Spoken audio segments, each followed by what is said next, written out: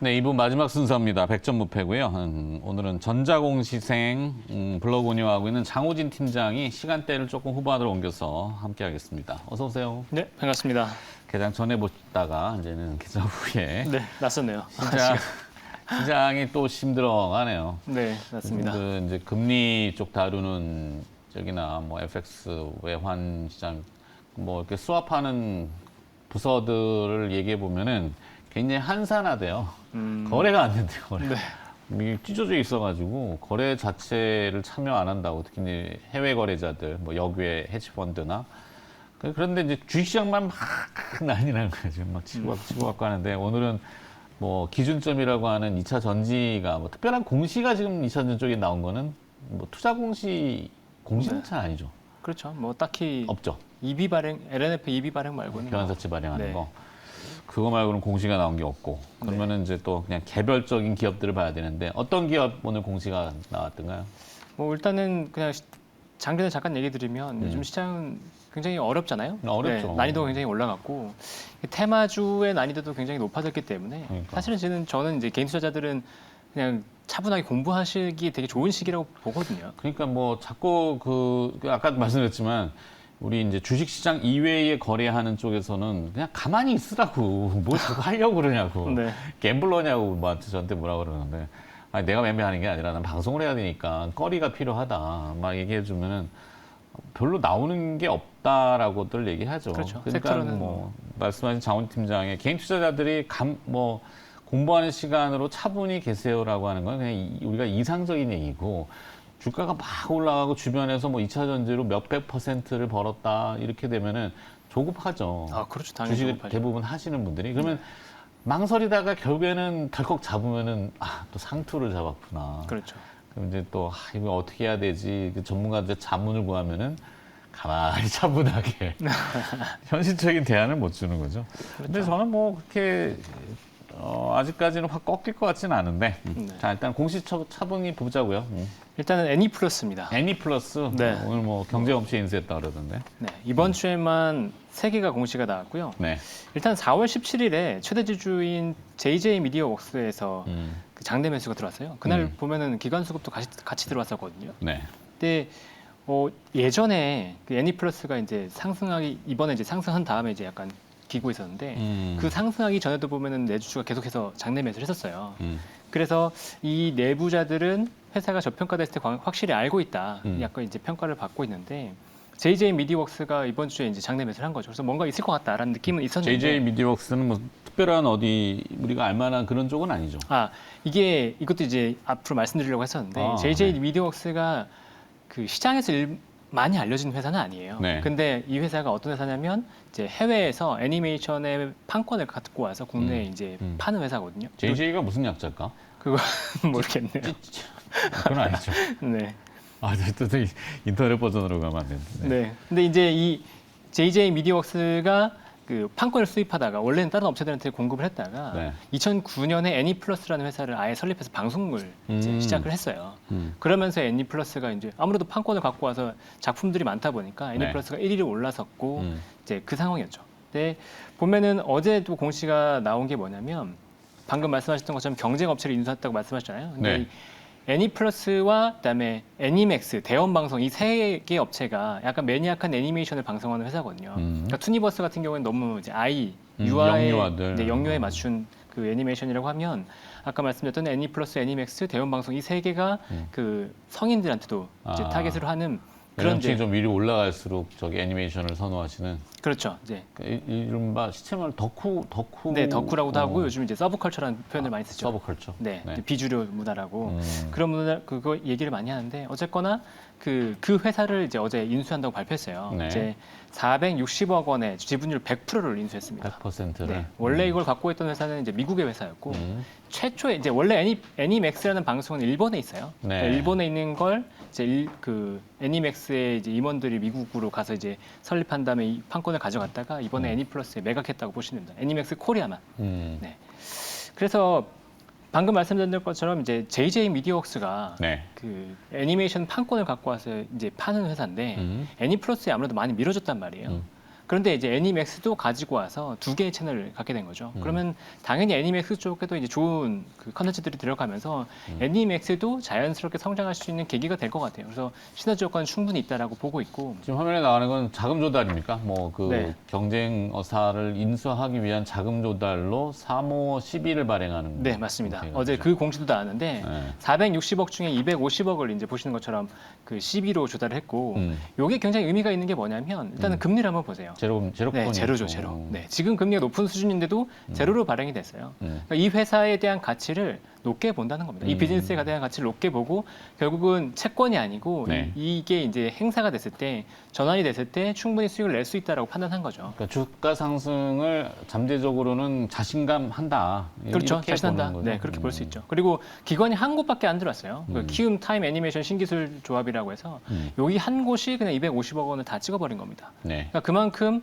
이제 이 회사의 가능성이 높게 본 거기 때문에 이건 긍정적이다라고 볼 수 있을 것 같고요. 그리고 전환가 4,510원도 기존 주가 대비해서는 이제 프리미엄이 붙어 있는 가격이에요. 네, 오늘은 이제 주가가 오르다가 지금 쭉 밀려갖고 뭐 4,110원이지만 네, 전환 가격은 현재 리픽싱 전이니까 4,500원. 네, 4,510원. 네. 그래서 뭐 장기적으로 봤을 때는 저는 애니플러스 굉장히 좋을 거라 보고 있고, 네. 예, 애니플러스가 이제 2020년에 스펙 상장한 다음에 보면 지금 M&A 건만 4건이 들어왔습니다. 2020년 6월에 위메드라는 회사를 인수했고요. 네. 그러니까 드라마 제작사입니다. 여기는 이제 그다음에 2022년 작년 8월에 로운 컴퍼니를 인수했어요. 굿즈 생산하는 회사는 굿즈 이제 그렇죠. 그 뭐 피규어나 이런 캐릭터 상품을 판매하는 곳이고, 그다음에 작년 11월에 라프텔이라고 국내 1위 애니메이션 OTT를 인수했어요. 넷플릭스 같은 회사죠. 네. 그 다음에 이제 애니맥스라고 하는 회사까지 인수한 거예요. 보면은 이 회사의 전략이 굉장히 명확하게 드러납니다. 그러니까 이제 애니메이션을 수입을 해서 이걸 기반해서 방송을 하고 네. 방송을 한 이 제품을 방송한 이 컨텐츠를 가지고 제품까지 판매하겠다는 거예요. 그렇죠. 그러니까 이거를 수직 계열화했고 이제 방송 채널과 OTT 그리고 굿즈 애니플러스에서 굿즈를 판매하기 때문에 굿즈를 판매하는 것과 생산까지도 갖추고 있어서 앞으로 서브컬처 장르는 성장할 수밖에 없거든요. 네. 생각해 보시면 그 저희보다 윗세대 같은 경우에는 만화 이런 것들도 굉장히 부정적이었습니다. 애니메이션을 보고 자라는 세대도 아니고요. 근데 저요? 아니요, 그보다 조금 더 윗세대. 같은 세대 아니었어요? 그렇죠. 네. 장원희 팀장하고 이제 같은 세대니까. 네. 그렇죠. 근데- 예전에 뭐 이 만화 책으로만 접하다가 그렇죠. 네, 그걸 이제 컬러의 애니메이션을 접한 세대가 저희고, 그다음에 저희 세대가 올라오면서 이제 구매력이 높아졌어요. 네네네, 그러니까 이 장르를 원래는 어릴 때 봤었는데 그때는 당연히 구매력이 없었잖아요. 근데 이제 30, 40대 이제 점점 올라가면서 구매력이 높아졌기 때문에 이 서브컬처 장르에 대한 관심은 분명히 필요합니다. 그리고 그리고 얼마 전에 그 농구 슬램덩크. 슬램덩크. 네. 엄청난 인기였죠. 하여튼 히트를 공전에 치고 네.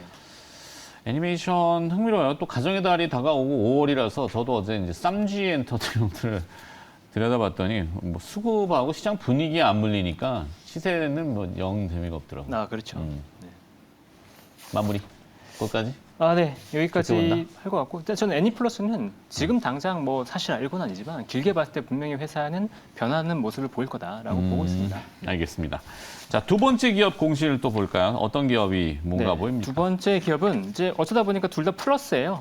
아까 애니플러스, 이번엔 인텍 플러스. 인텍 플러스 네. 애플. 여기 인텔이죠, 인텔. 이렇게 인텔인가? 네. 인텍 플러스는 인텔 인텔이죠. 향인가요? 네. 죄송합니다. 인텔향으로 이제 반도체 검사 하도 장비가 기업들이 나가 많으니까. 헷갈립니다. 네. 네. 근데 인텔향으로 원래는 반도체 검사 장비 쪽, 그러니까 PCB 쪽 검사 장비를 들어가는 회사였는데 그 기반으로 해서 기술력을 인정받으니까 이제 계속해서 이제 사업을 확장하고 있는 회사예요. 네. 근데 어제 공시를 보면 2차 전지에 관련된 수주가 나왔습니다. 그래서 두 개가 나왔는데 하나는 2차 전지의 외관을 검사하는 장비. 이 회사의 기술력은 이제 크게 두 가지거든요. 네. 비전 검사와 핸들러라고 해서 이제 기계를 움직이는 건데 이 2차 전지 외관 검사 장비와 핸들러 장비 둘 다 나왔어요. 그 매출 규모를 보면 수주 규모를 보면 이제 각각 177억 정도로 총 수주 규모가 한 350억 정도 됩니다. 그러니까 작년 매출이 1,100억이었으니까 뭐 그렇게 작은 규모는 아니에요. 그리고 이제 최근에 보면은 그 반도체 관련돼서 이제 수주가 그러니까 올해 투자가 감소하기 때문에 반도체 장비 업체들의 수주는 당연히 감소할 거로 보고 있거든요. 네. 근데 인텍플러스 같은 경우에는 지금 2차 전지 장비 수주가 나오기 시작했기 때문에 반도체 업황이 부진해도 2차 전지가 메워주는 형태가 될 것 같다는 거죠. 네. 좋습니다. 자, 시간이 지금 촉박해서 둘 중에 하나만 해야 될 것 같은데 네. 두 개 기업이 좀 나왔잖아요. 선택해 주세요. 네, 저는 이제 메가스터디 교육을 메가스터디 얘기드릴게요. 교육. 네. 여긴 또 어떤 공시가 나왔습니까? 내부자의 장내 매수가 나왔습니다. 근데 이 회사가 목요일에도 공시가 나왔고, 지난주에도 공시가 나왔고, 올해도 네. 또 공시가 나왔어요. 근데 장내 매수를 계속한다는 건 아무래도 내부자들이 이제 회사가 정말 저평가돼 있다고 보는 건데, 메가스터디 교육은 다 아시잖아요. 교육업체. 그렇죠, 근데 그렇죠. 교육업체 하면 사람들 다 하는 얘기가 있습니다. 야, 학생 수 줄어. 그 말을 인구수 하죠. 줄고. 네, 뭐 인구가 하니까. 줄기 때문에 학생 수가 줄어. 그런데 메가스터디 교육의 매출은 계속 늘고 있어요. 그러니까 이 회사가 일단은 초등부터 시작해서 성인반까지 포트폴리오를 다 구축을 했고요. 네. 그다음에 또 단가도 올라가고, 그다음에 온라인 교육 쪽으로의 수요도 늘어나면서 어쨌거나 계속해서 매출은 늘고 있어요. 실적도 좋아지고 있고요. 그리고 전망도 뭐 당장 23년, 24년 전망치를 보면 나쁘지 않습니다. PAR도 지금 6배 대밖에 안 되고, 이 상황에서 내부자들은 우리 회사 정말 싸다라고 평가하고 샀기 때문에 저는 뭐 지금 시장 상황이 워낙 이제 고평가돼 있고 테마주들이 이제 매매가 많았었기 때문에 반대로 이런 가치주들에 대한 관심이 커질 수도 있지 않을까, 그런 생각을 좀 갖고 있습니다. 네. 애매하게 끝나는데? 여기까지 또 조금만 더 해주시면 안 될까? 53분에 저희가 마무리. 잠깐만 얘기 드리면 네. SNS텍이 어제 공시가 나왔는데, 하나 여기 또 맞아 있는 거 SNS텍. 그 실적 발표가 있었어요. 실적이, 근데 이런 중소형주 같은 경우에 실적 발표를 하는 건 보통 이제 이렇게 빨리 한다는 건 자신이 있다는 건데, 그렇죠. 역시나 잘 나왔어요. 5월 중순 정도까지가 시정 마무리 돼야 되는 거죠. 그렇죠. 네. 5월 10 며칠. 네, 5월 10 한 5일 정도죠. 그러니까 해외 법인이 있으면 연결이기 때문에 또 조금 시간을 주긴 하겠습니다만.